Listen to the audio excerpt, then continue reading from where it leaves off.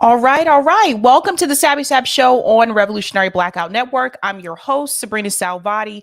We have a couple of interesting stories to discuss tonight. So shout out to everyone watching on YouTube, Rockfin, and Twitter. I want to go ahead and get started with our thumbnail here because we have a lot to discuss. So tonight we're going to discuss Khanna Sketchy Fundraiser. I'm going to take a deep dive into that. So you'll see there's a picture there with Khanna, and there's a picture there of David Sachs, who I actually have not talked about before, but we're going to get into why I think this is problematic, this type of teaming up with Khanna and David Sachs. We're also going to discuss Minnesota free lunch, which I think is a huge, huge story. And more people need to know about that. I would like to see more states actually implement something like that. So we're going to go ahead and actually start with that story. So let me go ahead and share here. When I first heard about this, I was like, is this for real? Is this for real? And it turns out this is true. This is true. So let's go ahead and get started. And I have a couple of clips I want to show you about this story as well, because I think this is huge. It says that Minnesota becomes the fourth state to offer universal free school meals. Not exaggerating. This is the governor here of Minnesota, surrounded by a handful of kids here who are very happy that this took place. So it says starting this fall, students at Minnesota schools will get free meals regardless of their ability to pay. So this is not one of those reduced lunch, free lunch programs that are means tested. They are making sure that every kid at these public schools in Minnesota will have free lunch. It goes on to say a bill signed into law on Friday, March 17th by Governor Tim Walz provides more than $800 million in funding for school lunches and breakfast over the next 4 years. A free meals program was one of the top priorities this session for the governor and Democratic farmer labor lawmakers, who say they want to craft a state budget that will prioritize education and families. Surrounded by students and supporters of the measure in the cafeteria at Webster Elementary School in Minneapolis on Friday, Lieutenant Governor Peggy Flanagan said providing meals will give students without access to enough food at home a better shot at succeeding in school. So this was really huge for me. When I saw this, I was really happy about it. I would like to see more states implement something like this. Now, that being said, this was not met very well. Politically, it was not met well. I want to show you what one of the actual GOP senators had to say about this particular bill. Of course, he was not happy about this. Not everyone is, right? So listen to what he had to say, the argument that he makes. He's arguing against free school lunch. And he said that he's yet to meet a hungry Minnesotan. Oh, dear. Here we go. Besides the healthy meals and giving money back to families, feeding kids at school is the right thing to do. Being hungry makes learning almost impossible. There is no worksheet or assignment, test, or project that will matter to a student who hasn't had anything to eat. We can vote yes today and make sure next school year, every student gets breakfast and lunch at school. Let's do that. Let's feed the kids. The last thing before we go tonight, hunger is a relative term. That right there was Minnesota State Senator Heather Gustafson making the case for her bill proposing free school lunches. But not everyone was on board. Please watch this argument from Republican State Senator Steve Drazkowski. Mr. President, I have yet to meet a person in Minnesota that is hungry. Yet today.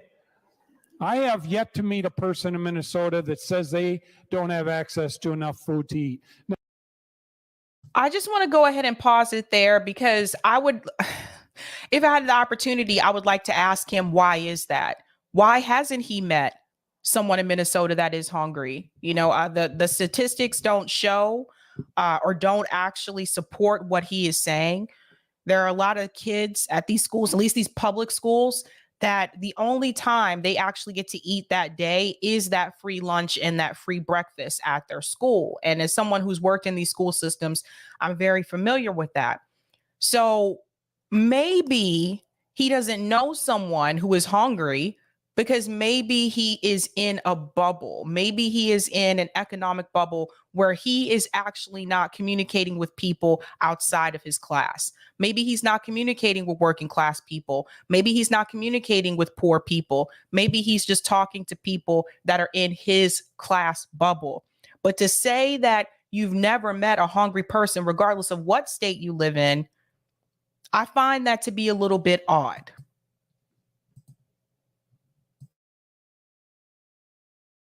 Now, I should say that hunger is a relative term, Mr. President. You know, I had a cereal bar for breakfast. I guess I'm hungry now. Well, that doesn't make any sense. The difference is he has the opportunity to have 3 meals a day.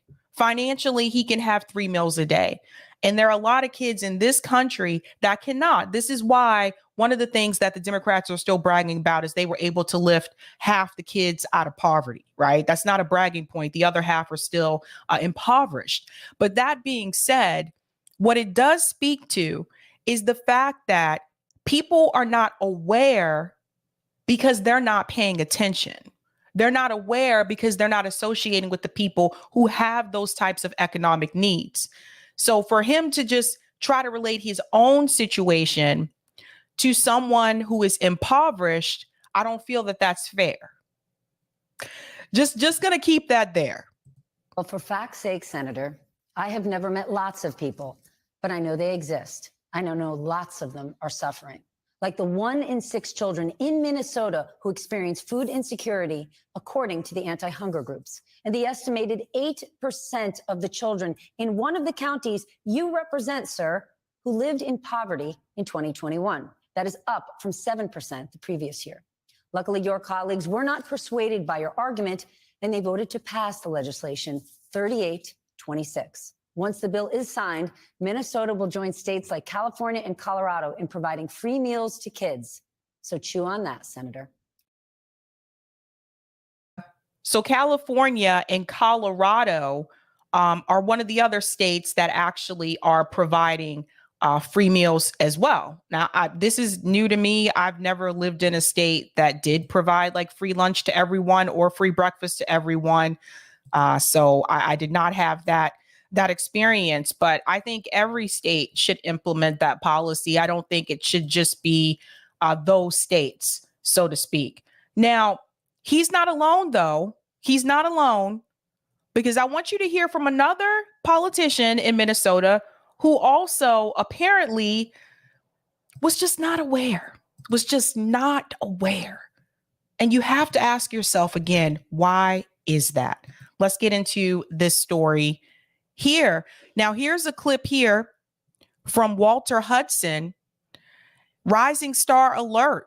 Hadela DTBL destroys the premise for universal school lunch. His weapon, simple math.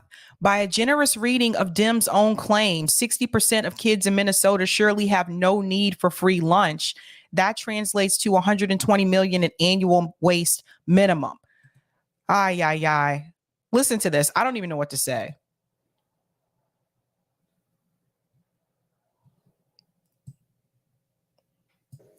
I'm actually thinking about voting yes in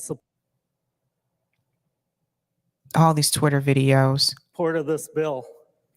I hope nobody got whiplash over there. You've got a Republican that's thinking about voting yes on this bill, and I'll come back and tell you why in a minute. But it's not because it's a good bill. Oh God, no, let's look at the math on it. So Representative Jordan stated in committee that 1 out of 6 kids in our school are hungry.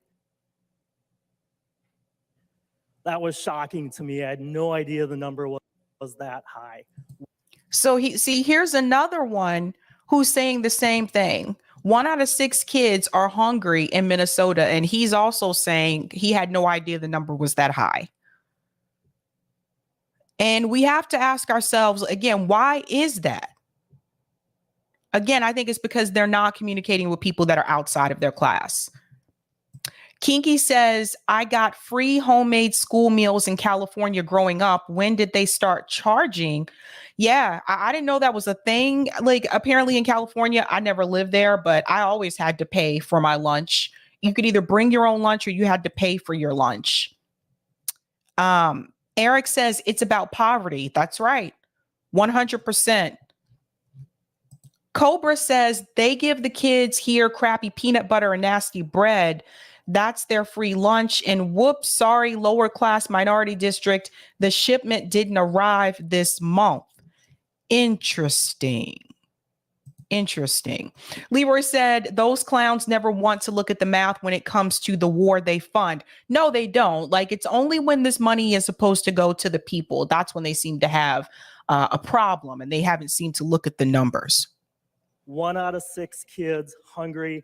Nobody wants that in this room. In fact, we should all be a little bit ashamed that it's gotten to that point. So take that 1 out of 6 and convert it to a percentage. It's 17%. It's actually a little under that, but we'll round it up. So 17% of the kids in our schools are hungry. It's shocking. We have to fix it. And we all agree on that. And if we agree on that 17% of our kids are hungry, then it's also true that 83% of our kids are, well, not hungry. But wait, there was another number that was talked about in committee. It was 1 out of 4, or 25%. There's 25% of that 83% of kids that aren't hungry that said, we would use this program. We would use the program. We could use the financial boost. Times are tough. Put us in there. And I agree with that. We can take 25% of those kids where their families make just a little too much money, and we can help them out. So if we take that 25% of the remaining 83% of the kids who aren't hungry, it comes out to be 21%. I don't understand the need to do all of this complicated math. Just give it to everyone. You see how they try to means test things. And when you try to means test a lot of these types of policies, it just makes it more complicated. It creates more paperwork. No one has time for all that. And then the other thing is too, is that sometimes people's families' income can change. So if your family's income changed and you were getting that free lunch, but then maybe they get a raise, that 2% raise that puts them just over that mark. Now all of a sudden you're not getting the free lunch anymore. I just think that's ridiculous. It's just better to give it to everybody. So he can miss me with all that. I'm sorry, but it's just ridiculous. Eric says, headline from July 2022, Massachusetts becomes the 5th state to guarantee students access to free school meals for 2022 and 2023. I didn't know that, Eric. Eric goes on to say, July 28th, 2022, Governor Baker signed into law a 1-year extension of school meals for all for the 2022 and 2023 school year. See, so that's good to know. So the states are Massachusetts, California, Colorado, and now Minnesota. Hopefully more can add on to that. Now, I do want to show you the governor actually signing the bill, because it did happen. And I thought it was so sweet the way that he did it. I mean, I feel like you can't see this and not get warm and fuzzy inside. You know what I mean? But this was trending on Twitter. More Perfect Union actually featured this. And it says here, Minnesota Governor, oh, this is so tiny. Minnesota Governor Tim Walz has signed a law guaranteeing free breakfast and lunch for all students in the state, regardless of how much money their parents make. Tens of thousands of food insecure kids will benefit. Let's take a look at the signing. It is now law.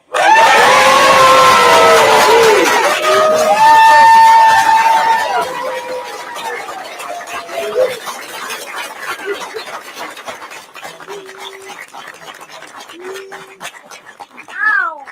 My eyes! And my legs hurt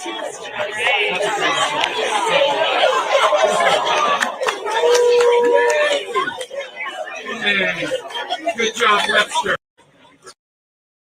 So sometimes this is what it takes. You know, I know a lot of times some of the things that we talk about can be kind of, as heavy, so to speak. A lot of the stories we talk about sometimes can be kind of heavy. And every now and again, it's good to see a feel good story. So congrats to Minnesota. Congrats to the governor for signing that, because again, it still has to be signed. So congrats to him for doing that and helping out those kids there. Again, it's one of those things, like, everybody deserves food in this country.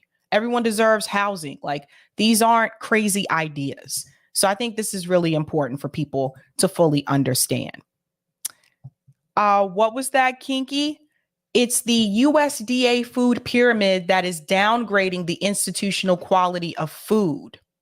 Yeah, I think they're now telling people not to follow that food pyramid, last I saw. At least that's what I remember. Leroy says, see, being an older white guy around kids doesn't have to be creepy. Oh, Leroy. Oh my gosh. Okay. All right. We're going to go ahead and, right, Brian, first good story I've seen all year. Yeah, every now and then we need to see like these feel good stories. We need to hear about that. The next story, however, is going to go a little bit deeper. I don't know if you are aware, but I talked about the Silicon Valley Bank collapse on my channel. A couple of times I've been following that event. And one of the things that has come up is how Ro Khanna is connected to all of this. So it appears, and I showed this on the show, it appears that Ro Khanna apparently had stock in Silicon Valley Bank. He continues to say these stocks aren't his, but I showed people the screen share on my show that it does have his name. So there's more to be said there. He tried to hide the tweet where people were calling this out to him.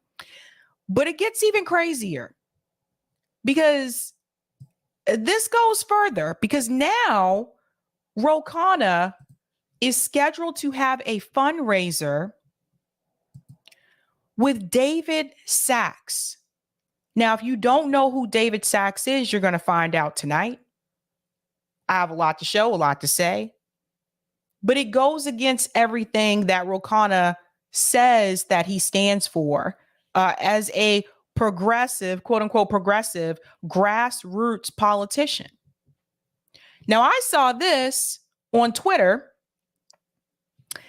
and it took me back a bit. I had to take a step back. Now, it was actually Teddy who posted this. Strange bedfellows alert. David Sachs is doing a fundraiser dinner for Ro Khanna later this month per invite. Tickets from $3,300 to $13,200. Now, here's the invitation. I'm not sure how he found out this information, but here's the invitation. And it says, actually, I'll just keep it this way so you can see it. Ro Khanna, congressman representing Silicon Valley, please join Jacqueline and David Sachs for a dinner reception with Ro Khanna, representative for Silicon Valley in California's 17th district. This event is taking place Thursday, March 30th, 2023 at 6:30 p.m. So it hasn't happened yet, but it is coming up. That's next week. Address to be provided upon RSVP. So here's the other thing that was strange to me. It says at the home of Jacqueline and David Sachs in San Francisco, California. So this fundraiser is taking place at their house. Okay. You don't just get invited. Everybody's not just invited to their house. So what's the relationship between Ro Khanna and David Sachs? Let's go on. Contribution levels per plate / attendee. Leadership circle couple, $13,200. Leadership circle individual, $6,600. Champion, $3,300. So to be clear, this is not an event for working class people. This is not an event for middle class people. This is an event for people who have money, people who have $13,000 to just give away, $6,000 to just give away, $3,000 to just give away. That is who this event is for. And by the way, this is per plate. You see that? Per plate. It says, please RSVP and contribute here. Now, I want to read the fine print. Sorry. It's very tiny. An individual may give no more than $6,600 per election cycle. A couple may give no more than $13,200 per election cycle. Ro Khanna does not accept any contributions from PACs, corporations, or registered lobbyists, but he does accept contributions from individuals. And this is something that I've tried to explain to people before. You can say that you're a grassroots politician. You can say you don't take corporate money. The way that they've been getting around this is they've been taking corporate money from individuals who are corporate. So they're still in a way taking corporate money, but they can still say they're not taking it because they're not taking money from a corporate PAC. That's a workaround. Ro Khanna knows that he should not be at this event. Do you see what I'm saying? This is a fundraiser for him. It's his name on the invitation. Now, Teddy goes on to say, this is important. Sachs is a center-right VC, that's venture capitalist, who is becoming a bigger and bigger player in Republican fundraising. And I'm going to show you the receipts. Ro Khanna is a Democratic congressman who co-chaired Bernie Sanders' campaign and might run for the nomination of U.S. Senate. But they're both big on protecting free speech rights. So you see how this is working out here? See how, again, like I told you, when they decide to have bipartisanship, it's okay. But when we are trying to protest or organize, we're not allowed to have bipartisanship. Now, he goes on to say, David Sachs is also a fan of how Ro Khanna has handled the Silicon Valley Bank situation, although the planning for this event predates the current crisis. So we're going to get into that in just a second, because the first thing people were saying is that, oh, why are they doing this event right after the Silicon Valley Bank collapse, right? Ro Khanna, in his defense, he's saying that this event was actually planned before the bank collapse. But I also just told you that he had stocks in Silicon Valley Bank. So the collapse affects him. David Sachs has been on multiple shows talking about this collapse because, again, the collapse affects him. So they are both directly affected. Now, I want to play this clip here. Look who shared it.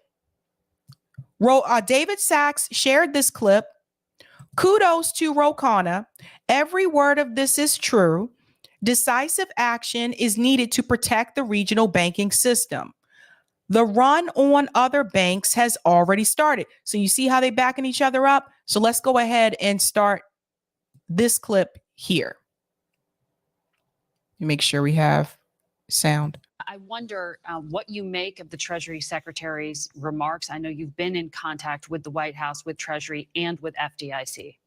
I have great respect for Secretary Yellen, but I think we need to have more clarity and greater strength in what Treasury is saying. First, the principle needs to be that all depositors will be protected and have full access to their accounts Monday morning. All depositors, meaning those with accounts bigger than $250,000, which is the cutoff for insurance right now. Yes, all of them. There's press.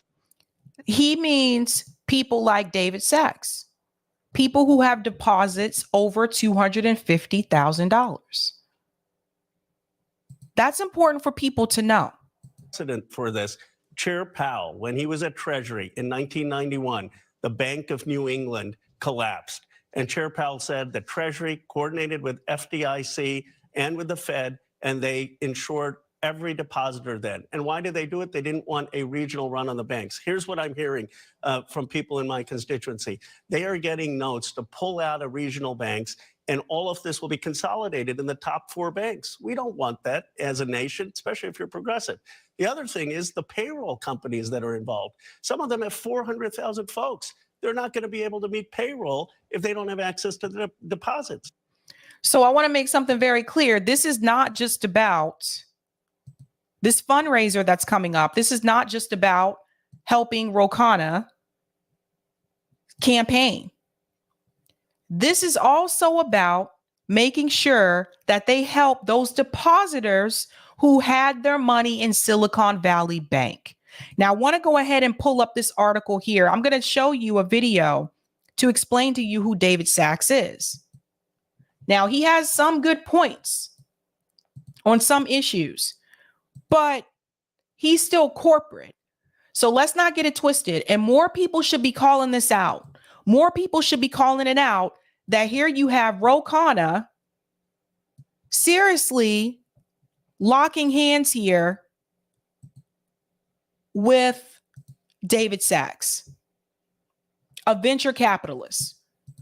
Now, Ro Khanna has come out and has tried to defend his participation with this fundraiser. It says Representative Ro Khanna defends fundraiser at David Sachs' home after supporting Silicon Valley Bank bailout. Now, this was released 2 days ago. Listen to this. I'll make this larger.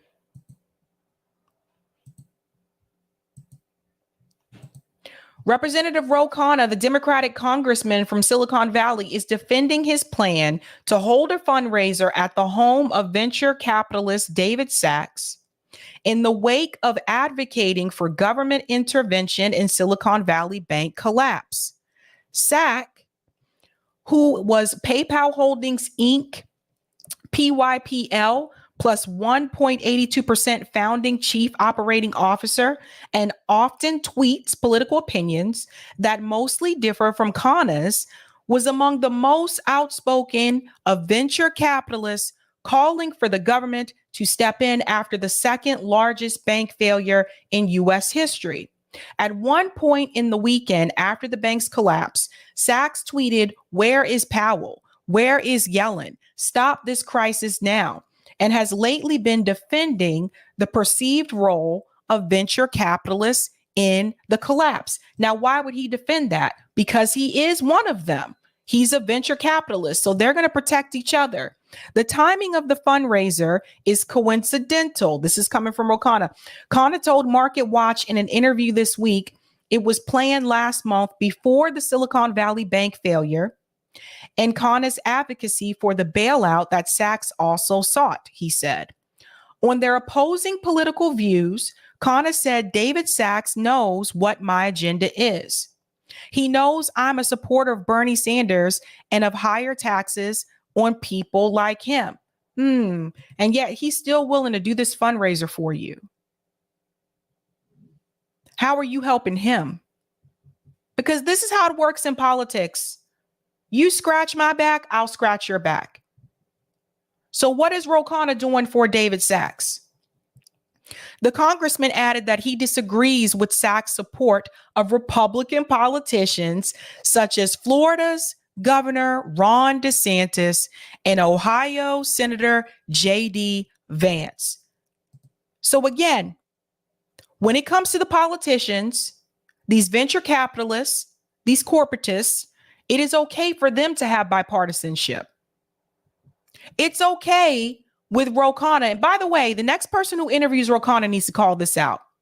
It's okay with Ro Khanna to cozy up to people like David Sachs, who has supported Ron DeSantis, who's trying to remove books from schools, by the way, and who has supported J.D. Vance, who is also backed by Trump.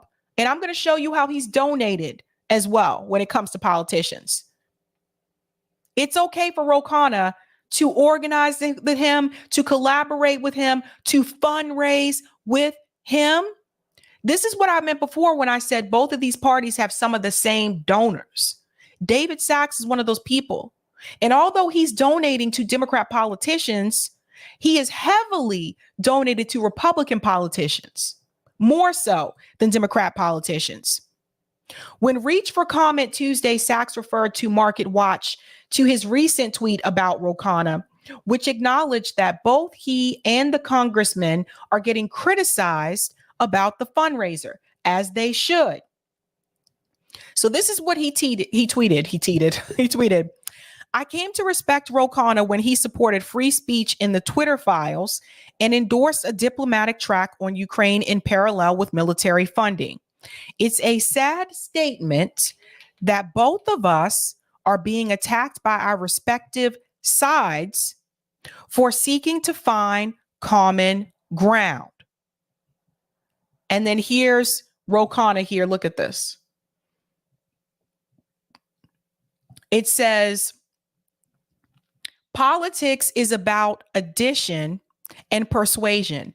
David and I have disagreements, but we find common ground on cutting bloated defense spending, opposing the Yemen war, First Amendment, having core convictions, but engaging with those who see the world differently is needed in our nation. But Ro Khanna will tell you as an organizer and as an activist to do the opposite. And I know this because I've interviewed him. These are the kind of things that go on behind the scenes that we usually are not supposed to see, but it was revealed. Khanna said that he has shown that he can be proud of getting support from tech leaders and yet be independent of them. No, because if you're getting donations and support from tech leaders, particularly in Silicon Valley, you're not independent of them. You're helping them out some way or another that we may not see. And the fact that both of them were attached to Silicon Valley Bank, that says something to me.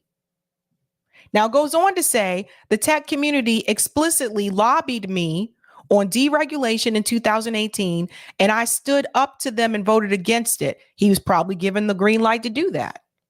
Let's not be fooled, people. He said, referring to the weakening of the 2010 Dodd-Frank Wall Street Reform and Consumer Protection Act. The rollback eased regulations for smaller banks and is now being blamed as one of the factors in the demise of Silicon Valley Bank. Now, we need to discuss who David Sachs is. I want to show you a video here because I'm seeing this guy go on a lot of people's shows, and that's fine. But I think just because David Sachs agrees with free speech, just because he agrees with ending the war in Yemen, that does not mean that he is not a corporatist. That does not mean that he is not someone that you should be concerned about. And you should be concerned about him. He is corporate. So the fact that you still have Ro Khanna cozying up to a corporate venture capitalist and doing a fundraiser with him, and both of them were connected to Silicon Valley Bank, everyone's radar should be going off at this point in time. That is not progressive. That is not grassroots. You are still gaming the system. So here's a little bit here about about David Sachs. I want to show you who he is. I don't want to be stuck in a linear salary progression. And even though he might not say that publicly, a young alpha like David certainly aimed for goals he would never have reached in consulting or banking. There's not like a track. You know exactly where you're going to be in your career in 10 years and probably know what the salary is going to be and all this sort of stuff. In other words, he had that drive, that debateman gene, and he would put it to good use. Around that time, brethren Peter Thiel and Max Levchin had just started a small payment startup called PayPal. David Sachs, massaging Excel tables at McKinsey, had thought he missed this whole internet thing. And, I actually thought I had missed the whole internet thing. Peter approached David, and David was in, mainly. Okay, this shows you the kind of people that he worked with. So he works with Peter Thiel. Far right Peter Thiel. Again, like I said, wealthy people, doesn't matter. They're not sitting back saying, oh, no, I'm not going to work with that person because I'm not going to do business with that person because they're Republican. No, they still work together. Peter Thiel. Let's go on. Because PayPal was aiming to go big or go home. They even had an index that our channel 100% approves of. We sort of knew on a certain level that it was changing the world. Like at PayPal, we had this user counter that would track the user growth. We called it the World Domination Index. At PayPal, David Sachs took the role of the COO. Okay, I want to pause here. These are all the people in reference to PayPal. Now you need to remember who started PayPal. That was Pierre Omidyar. So Pierre Omidyar, I hope I'm saying the last name right, Pierre Omidyar, who is the billionaire who funds The Intercept, started PayPal. You see how they all work together? So you have Pierre, you have David Sachs, and you have Peter Thiel. They have class solidarity. In the present, he's often referred to as one of the greatest operators of all times. There are two individuals who are considered the greatest operators of all time. One would be Sheryl Sandberg, and of course there's David Sachs. What the f*** is an operator? Well, you have the CEO strategizing and promising stuff, and you have the COO trying to fix the shit in the background. What exactly did Sachs do that was so wonderful? Well, one thing was that under his leadership, PayPal grew revenue from $0 to $240 million per year. The company introduced business accounts and expanded into multiple currencies and over 80 countries. Nevertheless, at one point, PayPal was losing money so fast that there was a real danger that they would go bankrupt. I think our company was burning about $10 million a month. But we know how the story ends. PayPal had their initial public offering in February 2002. There was massive tension and nervousness as it was one of the first IPOs after the September 11 attacks. On the first day of trading, the stock rose more than 54%. And a couple of months later, in October 2002, eBay acquired PayPal for $1.5 billion. Jackpot. David Sachs wetted his beak for the very first time. And there's Elon Musk. So you have Elon Musk, you have Peter Thiel, and you have David Sachs. They're all together. One big club.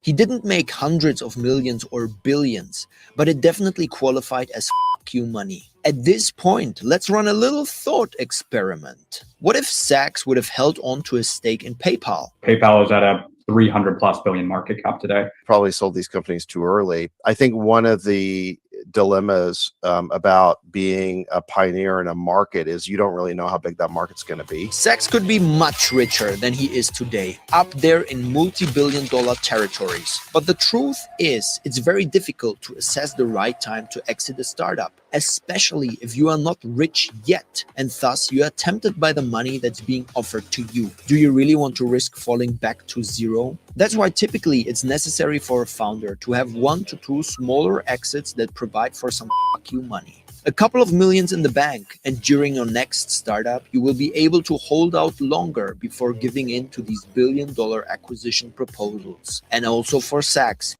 Oh yeah, you're right, Kinky. I always thought Musk started PayPal. You're correct. Elon Musk started PayPal. Pierre started eBay. I get that mixed up sometimes, but still a billionaire. All these people are connected. PayPal would not be his most successful exit. He still had much bigger things in the pipeline. But first, he went into the movie business. Before we get to the movie business part, let's go here because I want to pause right when he shows that. It's necessary for a founder to have 1 to 2 smaller exits that provide for some fuck you money. A couple of millions in the bank, and during your next startup, you will be able to hold out longer before giving in to these billion-dollar acquisition proposals. And also for Sachs, PayPal would not be his most successful exit. So you see here, it says David Sachs, individual investor. He's an investor. Okay. So one of the organizations, his primary organization is Craft Ventures. Watch all the other ones that appear. He still had much bigger things in the... David Sachs has 17 exits. Their most notable exits are Uber, Slack, and Scotty Labs. So he's Uber, Slack, Scotty Labs, PlanGrid, Open Door, MyHeritage, Gift, GrabCAD, and then I can't see down here. What you can't see is Glide, and Get Fresh. The pipeline. But first, he went into the movie business.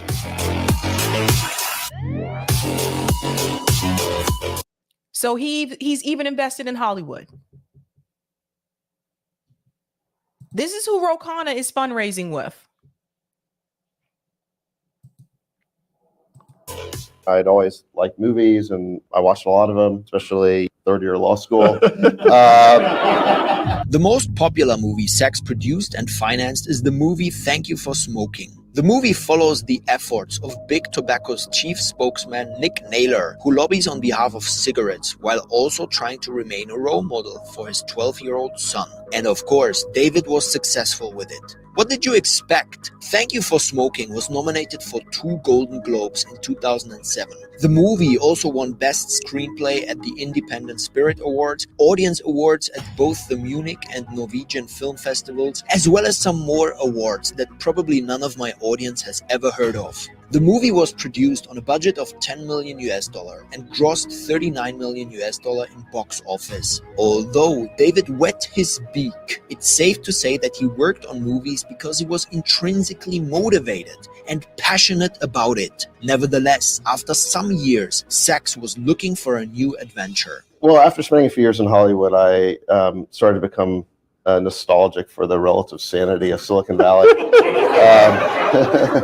His next adventure would prove to be far more profitable for Sachs than PayPal, a smart move that would elevate him into the Hall of Silicon Valley founder and operator legends forever. In 2006, Sachs founded Genie.com, a genealogy website that enables family members to collaboratively build an online family tree. What happened next is a beautiful example of how solutions that solve a startup's problems internally can sometimes be spun out as a separate company. Sachs wanted more visibility into what was going on across the organization at Genie. His team created a productivity tool to help employees share information. In 2008, Sachs and co-founder Adam Pisoni spun this internal communications tool into a standalone company called Yammer. Yammer is a bit like a company internal Facebook.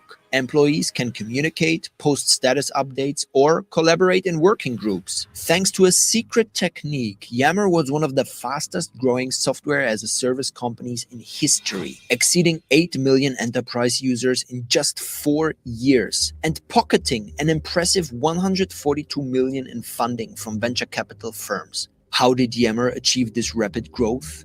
So you see where they're going here. You see where they're going. What was the secret?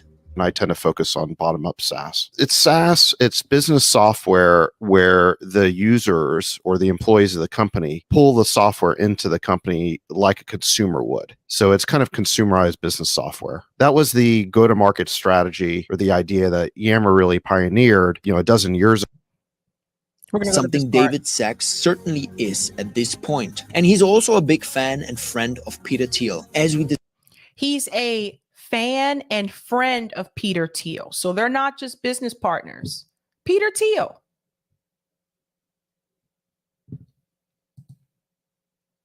discussed in my Peter Thiel documentary, Thiel had a unique strategy after his liquidity event. Thiel applied a 3-pillar strategy to both conserve his wealth and maximize the probability for moonshots. Firstly, he started a hedge fund to preserve and grow his capital. Secondly, he became active in venture capital, doing angel investments and starting VC funds. Thirdly, he became a venture builder, founding Palantir. Sachs took a more focused approach, essentially focusing on Pillar 2, venture capital. His experience as an operator gave him a unique edge to choose and support the most promising startup investments as an angel investor. And that's where a lot of the money is, though, too, venture capitalists.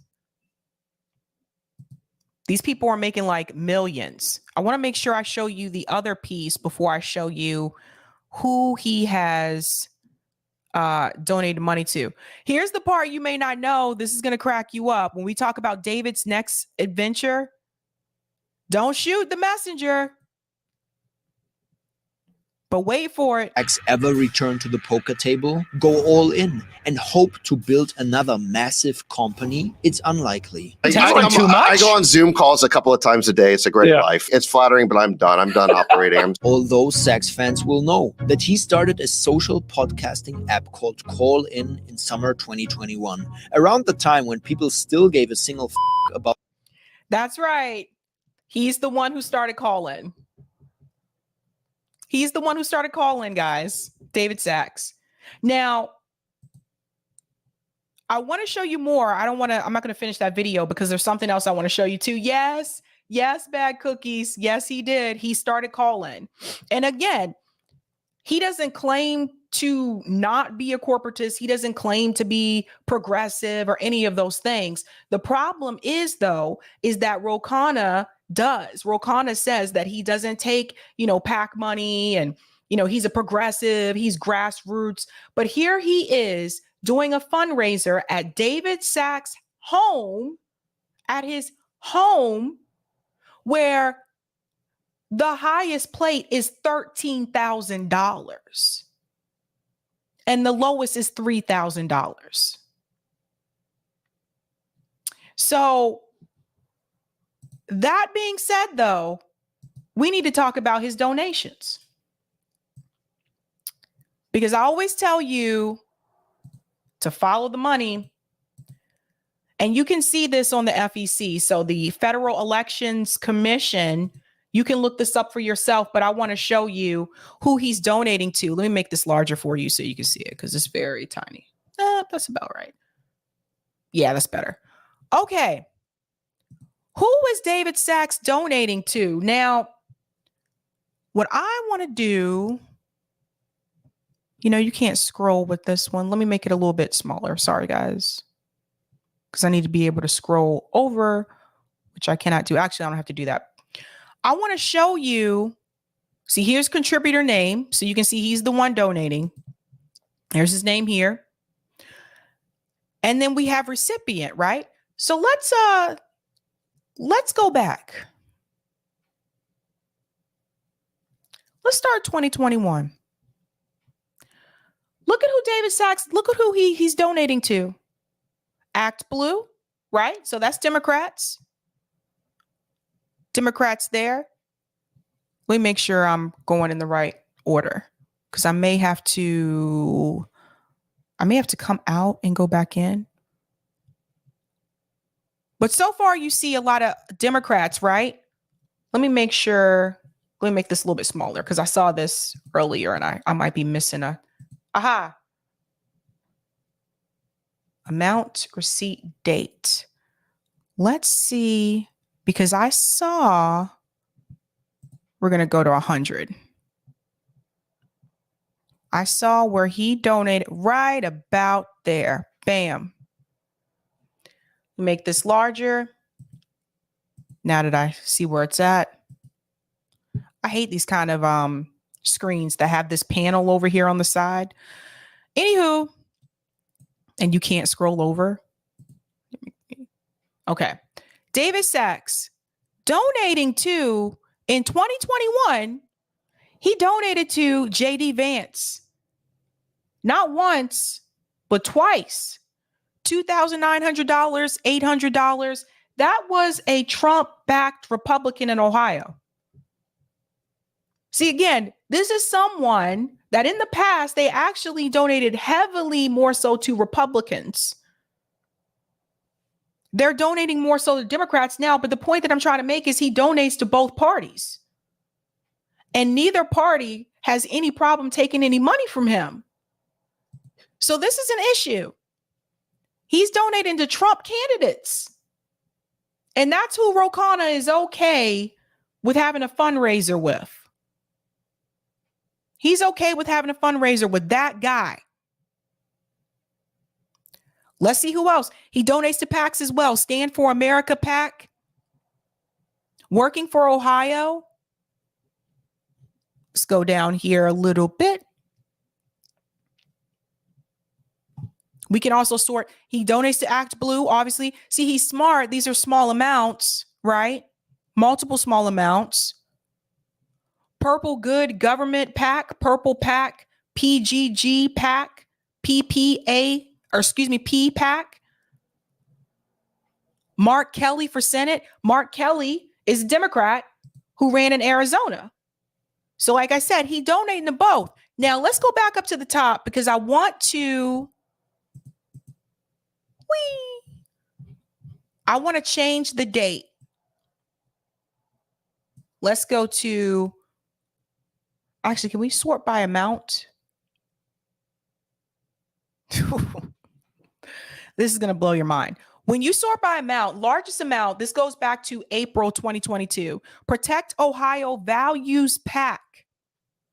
Craft Ventures. Notice how it says employer, Craft Ventures. Remember, I told you that's one of his companies. $900,000. Purple Good Government PAC, $125,000. And that's on here multiple times. Protect Ohio Values PAC, over $100,000. Here it is, ladies and gentlemen. Republican National Committee, the RNC itself, $6,500. And that was just last year, April 26, 2020. So he is giving thousands of dollars to the Republican Party, to the RNC. And Ro Khanna has no problem fundraising with this guy. But you, ladies and gentlemen, you can't march for Medicare for all with people across the aisle. You can't do that. You'll get smeared. Why is anybody smearing these politicians for working with people on the right, organizing and doing fundraisers with them? They can have bipartisanship. He donated to the RNC again at April 26, 2022, $36,500. Ohioans for JD, I think that's JD Vance again, $8,700. Now, as much as Ro Khanna was telling people that the Democrat who ran against JD Vance, who was that Tim Scott? I forget his last name. You guys know what I'm talking about. The Democrat who ran against JD Vance, as much as Ro Khanna liked to get on TV and tell people he really needs to win. Tim Ryan, that's his name. Tim Ryan really needs to win so we can, take back these Senate seats. And the person you're organizing with, you're fundraising with, was donating to the candidate who won, to the Republican. So that's that, ladies and gentlemen. Kyrsten Sinema, this is the one I wanted you to see. Kyrsten Sinema, I told you guys, she takes a lot of money. She's with these venture capitalists. She's very much in deep with them. Sinema for Arizona, May 2022, $2,900, another $2,900 also in May. That's Kyrsten Sinema. So again, this is important because you need to understand why these people vote the way that they do. When people were mad at Kyrsten Sinema because they felt like she was holding up legislation, right? She was voting against it. Remember, she voted against the $15 minimum wage increase. Look at who she's taking money from. She's taking money from people like David Sachs, who David Sachs may agree with you that the Democratic Party is no longer for the working class. He'll agree with that. David Sachs may agree with you that we need to end the war in Yemen. He'll agree with that. David Sachs may agree with you that, or maybe some of you, that they have to fix the regional banks. He'll agree with you on that. But behind the scenes, does David Sachs agree with you on increasing the minimum wage? Because if he didn't, that explains a lot about Kyrsten Sinema's donations. He describes himself as center-right. And that's who someone like Kyrsten Sinema's taking money from. John Kennedy for us. More for J.D. Vance. Blake Masters for Senate. Again, Republican. And there's Ro Khanna. November 2022, $2,900. So yes, Ro Khanna may not be taking PAC money per se. But when you're taking money from David Sachs for your campaign, and I just told you what David Sachs believes politically, the only way you're going to continue to get that money from David Sachs is long you still agree with him on those issues. And these two together, when it comes to the Silicon Valley banking collapse, both of them were invested in Silicon Valley Bank. Now they both hosting this fundraiser together where the cheapest plate is $3,000. That's not for you. That's not for me. That's for people in their class bracket. That's what they're doing. So for Ro Khanna to come on all these interviews and say that he don't take PAC money, that's fine. For him to say that he is not corrupt and for him to say that he is progressive and all that, miss me with all of that. Because here you are fundraising with someone who stands against those very same progressive principles. And you guys are charging people $3,000 for a plate at his house.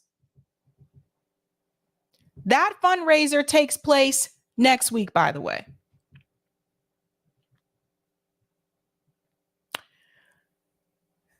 They all work together with this. They have class solidarity. And I'm going to keep it real with you. I'm going to say something here some people may not like. Some of the other people I firmly believe in this media space want to be at those dinners too. I firmly believe some of the people in this media space want to go to David Sachs fundraisers. They want to go to those fancy dinners. They want to mingle with people like Ro Khanna. They want to mingle with people like AOC. They want to be in that same elite circle. Now, they're not going to come out and say that because they say they're progressive and that people need to be grassroots. But I'm just telling you, based on what I've seen over the past year and a half, I think some people in left media want to be sitting at that same table. Call it like I see it. Call it like I see it. Okay, that is it for me tonight, you guys. Make sure you share this with people. I'm going to ask Erin if she can clip at least that segment, the one about Ro Khanna and David Sachs. And again, this is no shade to David Sachs for being what he is, right? There's no shade to him for that. The problem is that you have Ro Khanna who brags about not taking corporate money, who brags about we need to be wary of the far right, and you have him doing fundraisers with someone who is against those very same principles and who is donating to Republican politicians. And I think Ro Khanna knows that. I think Ro Khanna knows that David Sachs donated to to J.D. Vance. I think Ro Khanna knows that David Sachs donated to people like Kyrsten Sinema. I think he knows that. I think Ro Khanna is just in it to win it. And I think he's going to take money from whoever he can, as secretly as he can, because had it not been for this tweet, a lot of people would have never known about this fundraiser. And he's going to take that money from whoever he can as an individual contribution, even though these individual contributions are coming from the same corporatists that don't want these progressive policies to be passed so that he can run for president in 2028. Mark my words. So remember that. Now, If you want more Sabby, I will be live again in an hour on my channel. I'm going to be talking about, what am I talking about? I'll put up the thumbnail real quick. That's not the thumbnail. Sorry, my arrow. Why do I have two thumbnails that are the same? Anywho, I'll explain it. I'll be live again tonight. I did change this thumbnail. I changed the wording because I realized it was confusing to some people. Tonight, I'm going to be talking about that interview that Glenn Greenwald had with Marianne Williamson. Now, it says pushes Marianne. I didn't mean it the way that people took it, so I actually changed this. And now it says Glenn questions Marianne. When I said pushes, what I was trying to say is that he was pushing her on an issue, but people thought that he was promoting Marianne. So I changed that. We're going to talk about the demands that the Bronx Green Party is making towards AOC. They have some demands for her. We're also going to talk about TikTok versus Meta, because there's more that goes into this hearing that I didn't get a chance to talk about yesterday. We're going to talk about why Congress is really after TikTok. And we're also going to discuss France general strike. Things are on fire in France and they are not backing down. Okay. All right, guys. So I'll see you then. We will do call in tonight. I think we're going to talk about TikTok. I think the call-in episode is TikTok. I have to double check, but I think it's TikTok. But thank you guys so much for hanging out with me. Share that information. I'm telling you, share that information about Ro Khanna. People need to see that. Other than that, guys, have a good night. Keep up the fight.